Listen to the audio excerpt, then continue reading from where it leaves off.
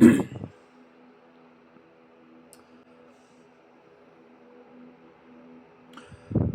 debate that I've been having, or better yet, the rant that I've been having in public.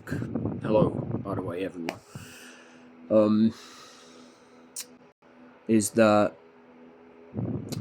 there's one thing I've come to learn about the world we live in, along with human psychology, and that is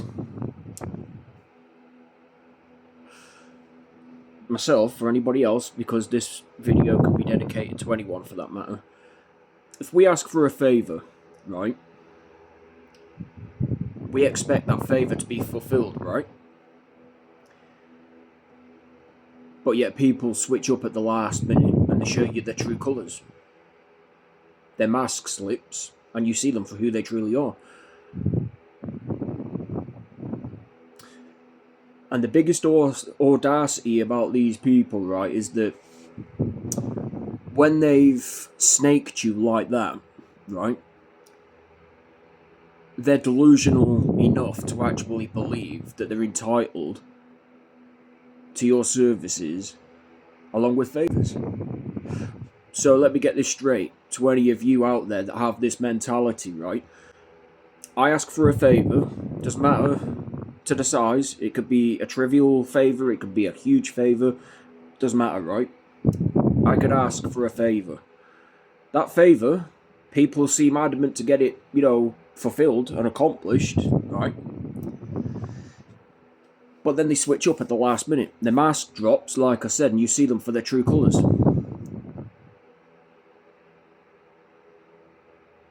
And the biggest audacity about these people is that they think they're entitled. What? You're entitled to my services and favours when you can't even fulfil just one tiny little favour that I ask. See, in my world, there's no rules for thee, but not for me, or rules for thee, but not for me. It's either one or the other, people, There's no white picket fence. You want my favours, you want my services, right? Show me. Whenever I ask for a favour, fulfill it. And then maybe, just maybe, I will happily offer my services along with favours back. From now on, I'm not doing anyone a favour, and I'm sure as hell not offering my services onto anybody that think they're entitled by not even lifting a finger when it comes down to, like I say, fulfilling any favours that I ask for. Again, regardless of the size, it doesn't matter. It could be a huge favour, it could be a small favour, it could be in between. And that's what I've come to learn about the world, man. So, to anyone out there, and those that are currently seeking the presence of God along with Christ, stop doing favours for people. Stop doing favours for people. Stop offering your services, yeah? And you'll begin to see the true colours of these parasites. That's all they are. They're just parasites feeding off people. Monkey branching, monkey branching, monkey branching, monkey branching, latching on, latching on, latching on. To them, it's all shits and giggles, because they don't have a brain. They not only don't have a brain, but they don't even have common sense, knowledge, wisdom and logic to actually see past their own bullshit. And like I said, from now on, if anyone requires my services along with favours, then people really and truly have to pull their heads from up their own arse cracks and start fulfilling my favours when I ask of them. And like I said, if the favours that I ask for are actually fulfilled and accomplished, then I will happily reciprocate whatever it is that people ask of me, like I said. See, I know exactly how these narcs work, man. That's exactly who they are and what they are. They're narcs. They're fantasists. They're living in a bubble. Oh well, like I say, I could just monkey branch onto this person, latch the fuck out of this person, pardon my language. Not really. And basically ride the coattails of these people. And then once I can no longer actually, in fact, get what I want from them, because they are too challenging, they'll haul ass. They'll haul ass out your presence, and then they'll basically piss off to somebody else that actually, in fact, don't know who and what they are. I know exactly what they are. I've been dealing with this, like I said, for, well, I wouldn't say the entire of my existence, but that would be a white lie. Because when you're brought into the world at baby birth, and you're covered in your mother's juices for the first time, and you've only just literally, like I said, been brought into the world, one, you're spiritually unaware, as well as, what's the word I'm looking for?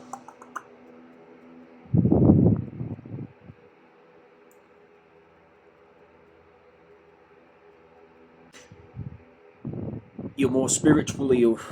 No, hang on, I take that back. When you're brought into the world at baby birth for the first time, covered in your mother's juices, right? Technically, you're deemed innocent in the eyes of God.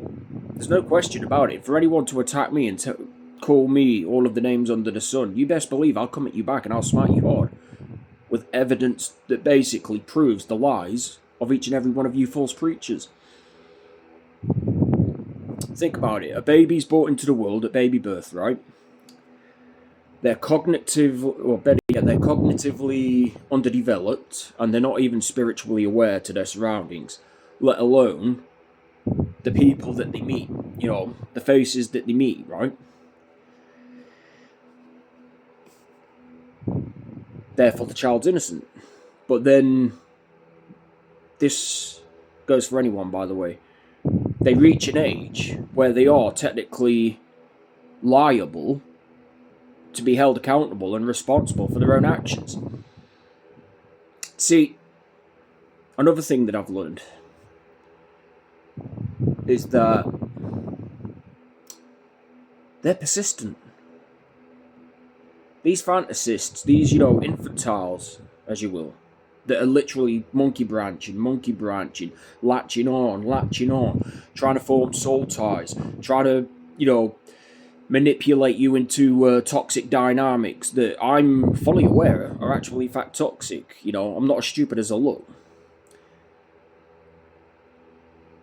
They do all of this,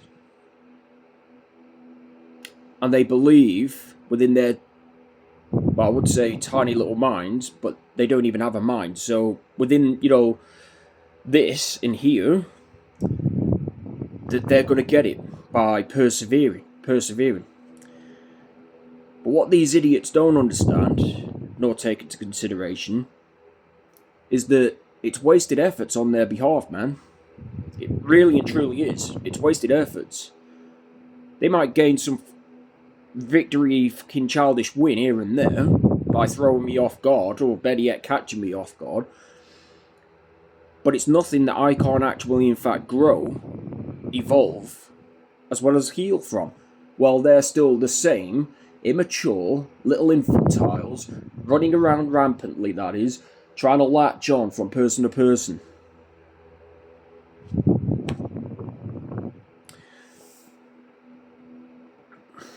So my advice, like I said, onto those that are currently trying to seek the presence of God, along with Christ, that is, don't always believe what people try to tell you, because we already know that the vast majority of people are full of shit. It's evidently, you know, it's evident even.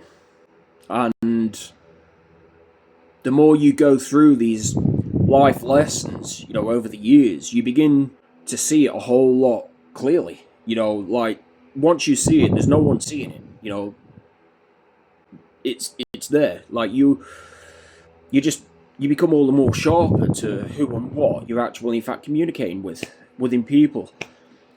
See, we've conditioned ourselves, right, into believing that we're physical and that we're living within a physical plane. While there's a small element of truth to that, what people fail to take into consideration, that is that we're also spiritual beings. Like, inside of this vessel, this temple, is a soul, a conscience. And one day, this physical body of ours is actually going to kick the bucket for the last and final time. It's never coming back. What happens? We get lifted up from the vessel, the temple, until our names are called, and we're actually made to stand before God himself, along with Christ sat on the right hand side, in order to give an account of our life. Now, if our names are written within the book of everlasting life, we have nothing to fear, nothing to worry about. But that's what the young and naive of today's generation don't understand. That's why they have this mindset of, well, I could just live however way I want. I can latch on to whoever I want. I can bleed on whoever I choose as well as want. I could try to manipulate, gaslight, and triangulate whoever I want. And it's all fun and games. They're clueless. These people are clueless. They have no idea to the severity, or better yet, the severity, even, of the paths that they are going down.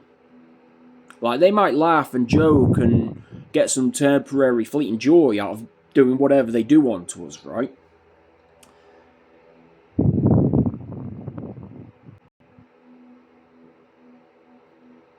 But like the gospel evidently proves that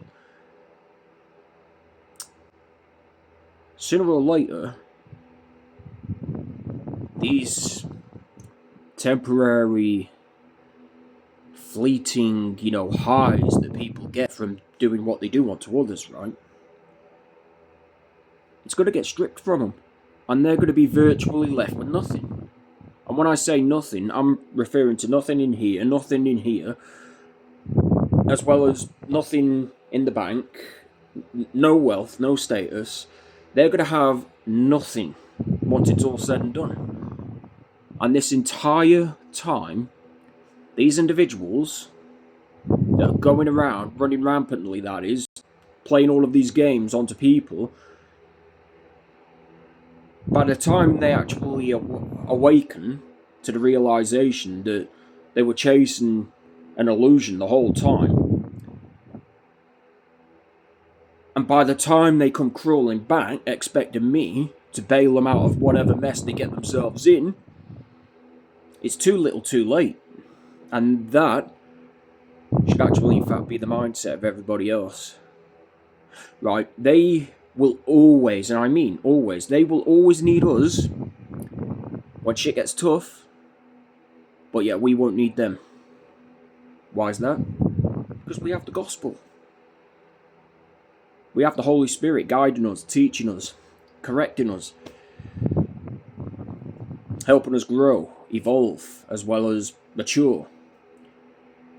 And the fact that half of these people, if not the vast majority of these people, can't even enjoy their own company, and the fact that they have to resort to playing these games in the first place, it tells me everything. They're weak, and they have no leg to stand on. They've got wet noodles for spines, and they've been castrated, quite literally, and I'm referring to the guys out there that are too pussyfied to actually speak up and go, haha, whoa, who the fuck do you think you're talking to? In other words, they don't have the balls to actually speak up and protect themselves. It's all, I want attention. I want a bit of measly attention, a bit of measly validation. I mean, make that make sense. I mean, to me, that doesn't make any sense at all. But yet, half of these people result in playing those games. Like, if you have to go through life in wanting attention and validation 24/7, and you have to play whatever little game you have to play in order to get it, I don't care if this royally offends people, but you're weak. You're not only weak-willed, but you're also a weak-minded individual. Like I said, with me, I love the good company that I have, I love the bad company that I have, and I also love the times when I am technically being challenged within my own presence. You won't hear me crying, this is too hard. You won't even hear me complaining, nor trying to latch on to somebody else, and somebody else, and somebody else, and somebody else, and somebody else, in order to try and find that fix for attention and validation. None of it's even going to matter, like I said, anyway. Because sooner or later we're going to physically kick the bucket. This body's going to fail us, whether we like the idea or not.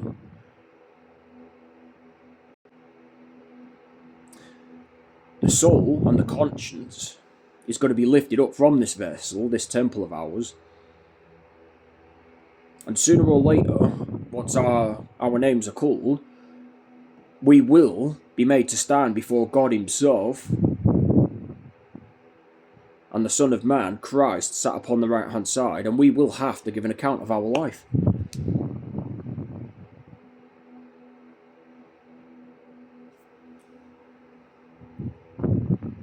You better start hoping and praying, people. This isn't a threat.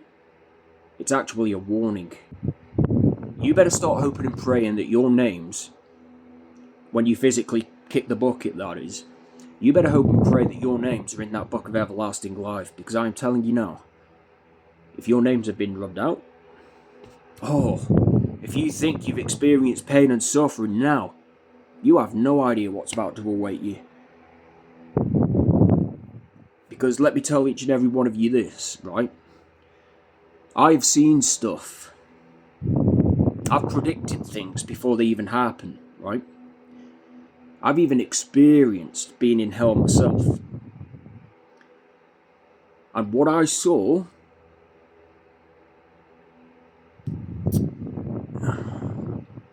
how do I find the words to put it? What I saw isn't anything of this world. Like, what we see in today's world is technically degeneration, it's sin, right? There's no question about it. But what I saw, what I envisioned, and what I experienced, far, far worse. And if this isn't a telltale sign to literally awaken people from the slumber and actually provoke them into living correctly, that is, then I don't know what is.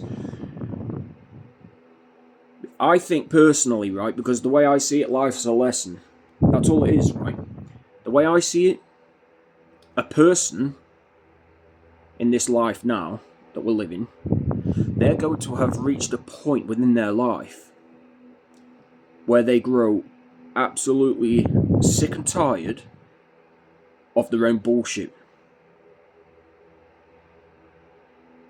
And within that time, when it does happen, that's the time you ought to start answering questions, or better yet, asking questions.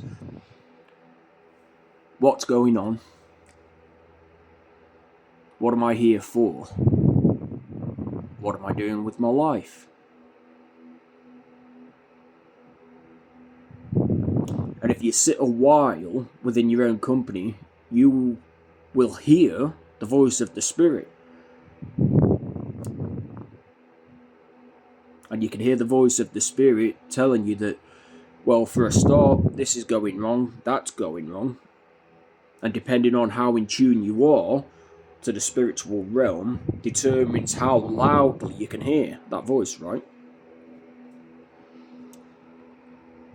That's the time for people to actually start pulling their heads from their own arsehole, to stop being childlike, to stop being immature, to stop being dumb, so that they could actually, in fact, seek the presence of God and the presence of Christ.